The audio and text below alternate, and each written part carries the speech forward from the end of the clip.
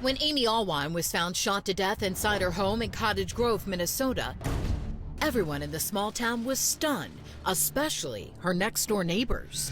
The crime lab van was in the driveway for 3 days, and nobody would talk to us about it, and detectives would come and interview us, and I would say, "What? What?" Jean and Lee Kocher say they couldn't get any answers from cops and suddenly felt unsafe in their own home. Like, if somebody dies, you say, "Oh, they had a heart attack." They wouldn't tell us anything. They just said, "No, there's more going on." Cops quickly determined Amy's death wasn't a suicide like her husband first suspected. She was murdered. This was really a classic whodunit. In the months leading up to her killing, there were threats on Amy's life. Prosecutor Fred Fink says someone using the name Dog Day God paid $12,000 to a fake hitman-for-hire website called Face a Mafia. Do you think that they realized this website was a fraud at some point? Ultimately, after they paid $12,000, yes. A few months later, the preacher's wife received emails from someone using the name Jane. The email began by accusing Amy of having an affair with this sender's husband, ruining her life. She was going to make sure that she ruined Amy's if Amy did not kill herself. But as they dug deep to find the identity of the possible killer, Detective Randy McAllister says they couldn't find any evidence that Amy had ever cheated on her husband. You went through her phone, her emails, her social media, all of her transactions. Her computers, everything. There was zero indication she would step out on her husband or was stepping out on him. Washington County detectives believe Jane and Dog Day God are the same person. But who is it? And why did they want Amy Allwine dead so badly? I appreciate you coming in. This is a vexing situation, and I know it's hard for you. A couple days after his wife's death, Stephen Allwine meets with detectives for more than 2 hours. We certainly weren't zeroing in on Stephen. Cops just wanted to know more about the threats on Amy's life because prior to her death, the case had been handled by the FBI. When she received these emails, was there a gut feeling or somebody you attributed these to? Stephen said he had no clue who'd want to kill his wife. The idea that somebody would just out of the blue want to kill somebody out of our family is just obscene. And as for the emails alleging she was having an affair, Did you guys discuss that? We did. She did not have an affair. what cops didn't tell Stephen initially is that they no longer believed his wife committed suicide. What do you think happened to Amy? I don't know. It looked to me like she shot herself. I don't know what she did. Stephen claims the day his wife died, she hadn't been feeling well. He says it got so bad, her father came to pick up their son so he could take Amy to urgent care. But she decided not to go. Every time I'd ask her if she was okay, she'd say yes.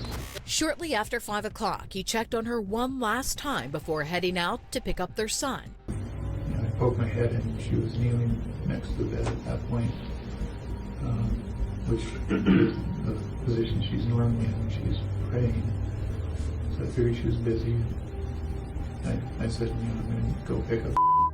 Stephen says he left around 5:30, and when he returned 90 minutes later, Amy was dead. I saw her on the floor, saw blood. I said, don't come out. I said, I think Mommy's dead. Towards the end of the interview, cops drop a little truth bomb on Stephen. Investigators found blood throughout his house using luminol, blood that someone had obviously tried to clean up. I could see that it looked like to be some blood on the wood floor just outside the bedroom that had been cleaned. Do you have any information about that? No. Detectives even offer possible explanations for how the blood may have gotten there. Were there any injuries by anyone in the house that may have been bleeding? Not that I know of. When you checked on Amy, do you recall getting blood on you in any way? I really don't know. Sorry. Okay. But in addition to the cleaned up pool of blood in the hallway, Luminol also revealed bloody footprints throughout the house. Stephen's shoe size is what? 12. He's a 12. And the bare feet on the floor, the one that was illuminated, was what size? Approximately, it was measured to be around a 12 as well. Again, detectives try to help Stephen come up with an explanation for the seemingly incriminating evidence. Do you recall if your socks had any blood on them? Any visual memory of that? I don't recall, sorry. It doesn't seem at this point that an intruder would be taking his or her shoes off and walking around a house. Well, not just that, but coming into the house, taking their shoes off, locating the homeowner's gun, and shooting and killing Amy Allwine, and then cleaning up afterwards. Even though all 3 doors to the Allwine's home were monitored 24 hours a day with surveillance cameras, Stephen did have an explanation for how an intruder might have gotten inside undetected. There are only 2 that are recorded, though a couple of reasons for that. One is it's an extra fee each month to record them. And we figured with the one in the back with the dogs moving around out back there, we'd be sending out a bunch of useless information. Not only did the camera on the sliding glass door not record, Stephen said the door didn't lock properly. It seems that if you were in fear for your life, you would, number 1, get the door fixed, and number 2, make sure that that area is covered well. We thought so.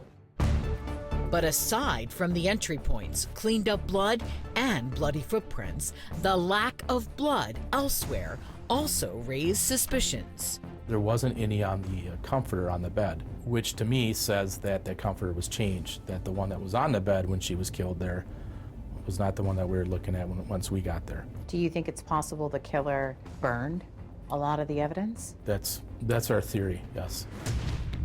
That's because, despite it being an unseasonably warm November day, cops found a big fire burning in the stove that heats the Allwine's home.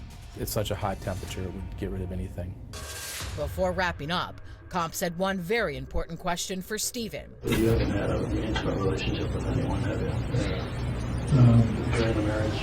The preacher who counsels couples at his church was about to make a bombshell admission, one he'd never told anyone. A couple of years ago, I had a short appointment with somebody.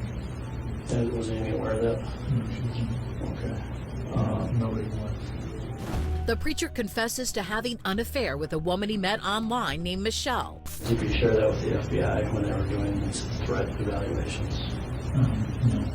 He says it was brief, but couldn't remember exactly when it began or when it ended. It's on a little crass, but I don't remember exactly when we had sex the first time. No, I understand. I wouldn't expect you to. I'm sorry. Besides Michelle, have there been any other romantic relationships dating back 20 years ago? Okay, so that's been the one infidelity in 2 decades of marriage. Yes. Okay. Cops question if Stephen's ex-lover perhaps wanted his wife out of the picture. In your estimation, does Michelle have the capacity to have any involvement in what happened Sunday? I didn't believe so. Detectives were done asking questions, but their investigation of Stephen Allwine was just starting. And I know that the FBI already looked at the 2 personal computers upstairs.